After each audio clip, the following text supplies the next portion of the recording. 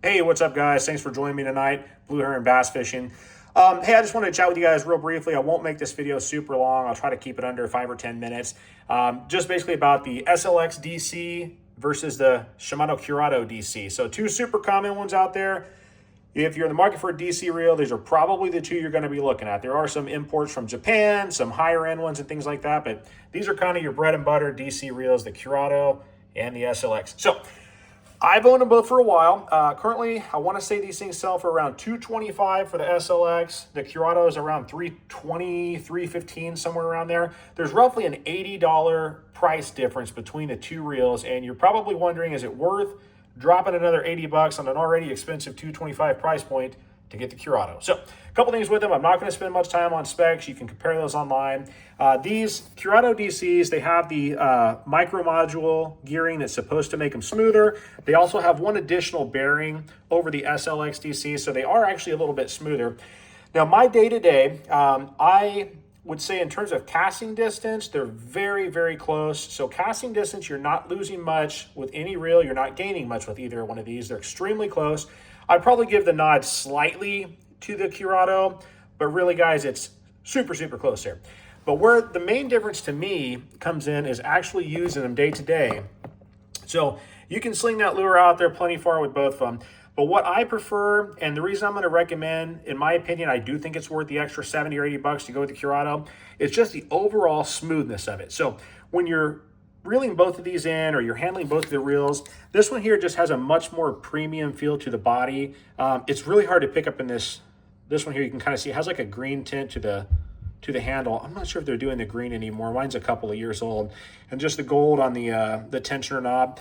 It's just a really premium feeling reel. Feels good in the hand.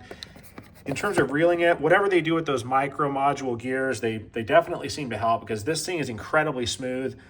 My SLX is slightly geary, not super bad, but it does have a little bit of a geary feeling to it. So my main gripe with this, guys, if you're looking at the base model, I'm sorry, this is not a base model, but the SLX DC, in my opinion, this here is a standard SLX reel without the digital control. You're basically getting that with the digital control or digital braking, whatever you want to call on it, and it's really not much else. Whereas if you get this Curado, it just has a great premium feel to it. Very smooth. It feels like you're holding an expensive reel. Whereas this guy here, it just basically feels like an SLX, but it has the cool braking in it. So in terms of the braking, they're both very good. Now, if you read the Shimano manual, they tell you to set the spool so that there's just no more play in the spool from left to right. I found it on both of mine. They like to go just a hair tighter than that. I had some issues, especially on the Curado, when I took it out and set it according to the manual.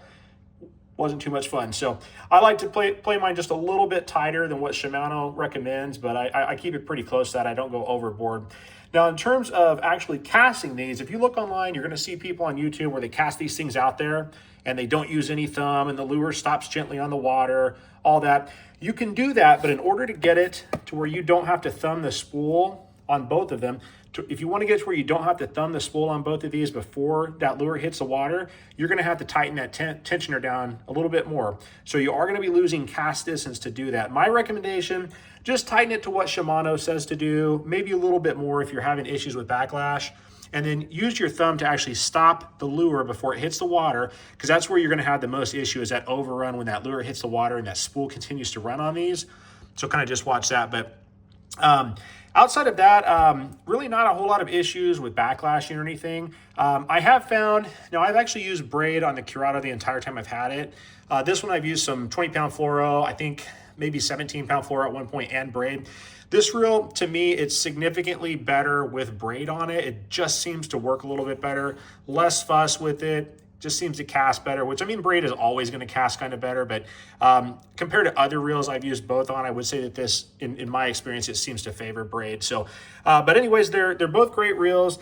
That's just kind of what I would say. If you're going to go out and buy one of these, I think you're going to be, in the long run, happier to spend that extra 70 or 80 bucks and get that Curado over the base model SLX DC. I just think it's a much nicer reel, and it's going to feel like you've got an expensive premium reel in your hand, both in the terms of the body feel on it and the reeling. So I hope that helps some of you guys out. If you have any questions, put them in the comments. I've thrown both of these a lot probably the Curado the most, but I've thrown them both a lot, and be happy to try to answer anything if you guys have some questions. Alrighty, appreciate you. Take care.